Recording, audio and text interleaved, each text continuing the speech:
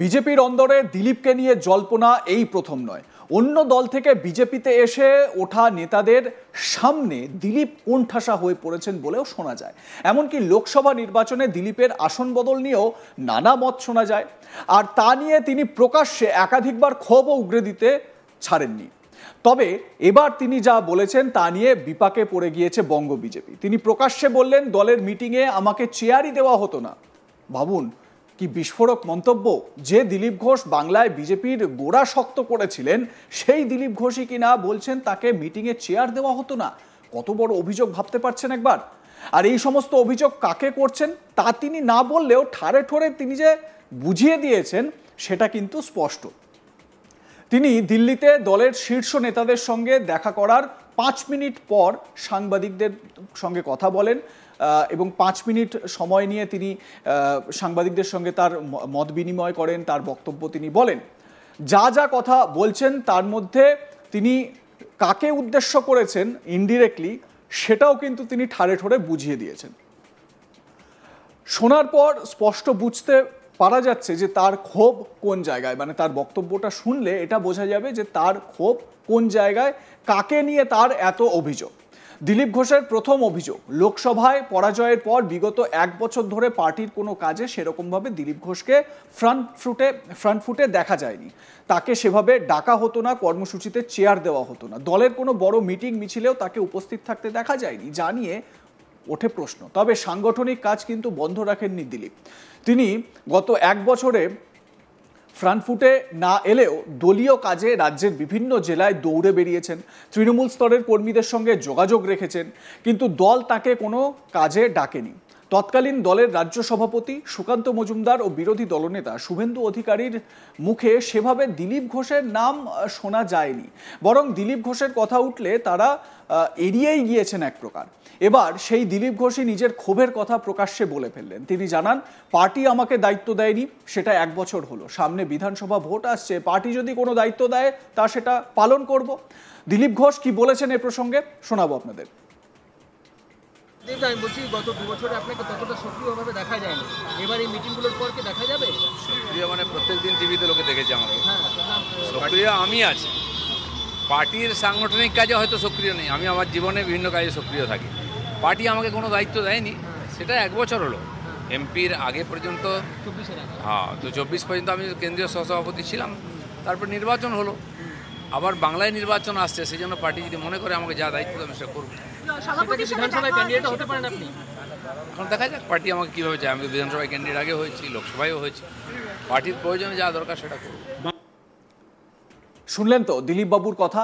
তিনি নিজেই বলছেন যে 1 বছর দল তাকে কোনো দায়িত্ব দেয়নি। দিলীপ ঘোষের দ্বিতীয় অভিযোগে আসি এবার।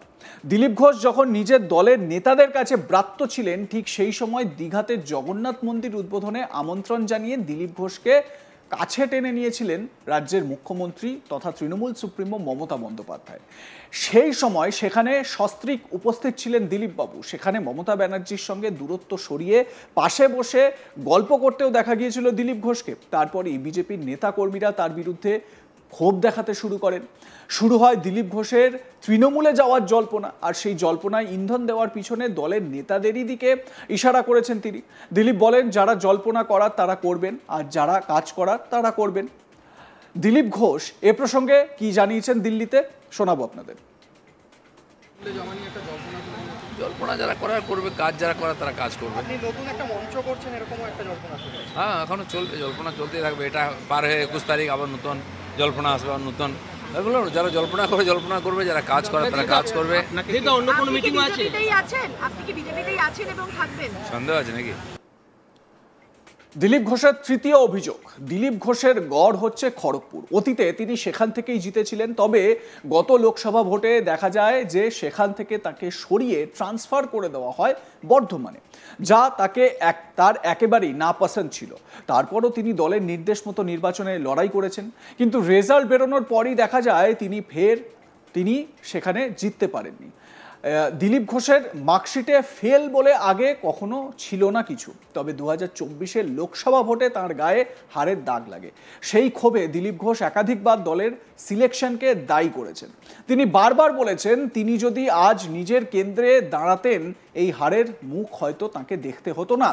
তারপরই ধীরে ধীরে দলের সঙ্গে তার দূরত্ব ক্রমাগত বাড়তে থাকে, যা নিয়ে ছড়ায় জল্পনা। তবে নতুন রাজ্য সভাপতি হওয়ার পর তাকে ডেকে পাঠানো হয়। তারপর বুধবার দিল্লিতেও তার আসন্ন বিধানসভা ভোটে দাঁড়ানোর বিষয়ে প্রশ্ন করা হলে তিনি বলেন, গত নির্বাচনে যা হয়েছে সেই বিষয়ে পার্টির ভাবা উচিত। কি বলেছেন দিলীপ এ বিষয়ে শুনুন।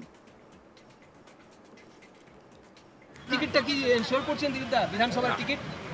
বিধানসভার টিকিটটা কি এনশিওর করছেন না? টিকিট করে দিয়ে এলেন দিল্লিতে। ইলেকশন আসুক, পার্টি ঠিক করবে কে লড়বে। মেদিনীপুরই লড়বেন? পছন্দের সিট যেমন আমার নিজের জায়গা খড়গপুর, তো যদি লড়তে ওখানেই লড়বো, পার্টি সেটা ঠিক করবে। পার্টি লোকসভা আমাকে বললো যাও বর্ধমান, তো আমি বর্ধমানে গেলাম। তো লাভ ক্ষতি কী হয়েছে সবাই জানে। ক্ষতি হয়েছে তো, ক্ষতি তো হয়েছে। সেটা পার্টির ভাবা উচিত। দিলীপ ঘোষের চতুর্থ অভিযোগ, গত সপ্তাহে কলকাতার সায়েন্স সিটি অডিটোরিয়ামে বিজেপির নতুন রাজ্য সভাপতির অভিষেক অনুষ্ঠানে গড় হাজির ছিলেন দিলীপ ঘোষ, যা ঘিরে জোর জল্পনা ছড়ায় রাজ্য রাজনীতিতে। দীঘায় জগন্নাথ মন্দিরের উদ্বোধনী অনুষ্ঠানে মুখ্যমন্ত্রীর আমন্ত্রণে সাড়া দিয়ে সস্ত্রীক দিলীপের উপস্থিতি ঘিরেই জল্পনা দানা বেঁধেছিল বঙ্গ রাজনীতিতে। পরবর্তী ঘটনা প্রবাহে দিলীপের রাজনৈতিক ভবিষ্যৎ নিয়ে নানা আলোচনা শুরু হয়। তবে দিলীপ ঘোষ দলের অন্দরের খবর সামনে এনে তার সঙ্গে হওয়া অন্যায়ের কথা তুলে ধরে বলেন, পার্টির মিটিংয়ে আমাকে চেয়ারই দেওয়া হতো না, আমি তো কাজ করেছি, পার্টি ছেড়ে চলে যায়নি। যারা আমাকে পার্টি ছাড়াতে চেয়েছিল তারা অনেক চেষ্টা করেছিল। যে পার্টি দাঁড় করিয়েছে সে পার্টি ছাড়বে কেন? পার্টি ছাড়িয়ে দেওয়ার চেষ্টা করলে তখন লড়বে। কি বলেছেন এ প্রসঙ্গে দিলীপ শুনুন। আপনাকে লোকসভায় আসন বদল করা, শ্রমিক ভট্টাচার্যের সংবর্ধনা অনুষ্ঠানে না ডাকা, এই যে ক্ষোভগুলো আপনার মধ্যে ছিল সেগুলো এখন প্রশমিত হচ্ছে? এর আগে থেকে আরও অনেক ঘটনা আছে। আপনি সেগুলো জানালেন আজকে? পার্টির মিটিং আমাকে চেয়ারই দেওয়া হতো না, আমি তো কাজ করেছি, আমি পার্টি ছেড়ে চলে যাইনি। যারা আমাকে পার্টি ছাড়াতে চেয়েছিল অনেকজন, তারা খুব চেষ্টা করেছিল। দিলীপ ঘোষ ছাড়বে কোনো বলেনি। যে পার্টি দাঁড় করেছে পার্টি ছাড়বে কেন? পার্টি ছাড়িয়ে নেওয়ার চেষ্টা করলে তখন লড়বে। যারা অন্য পার্টি থেকে এসছে তারাই বলে চাইছিল দিলীপদা বিজেপি ছেড়ে দেন। আমি জানি না আপনাদের বন্ধুরা কারা কারা আছে, আপনারাই জানেন।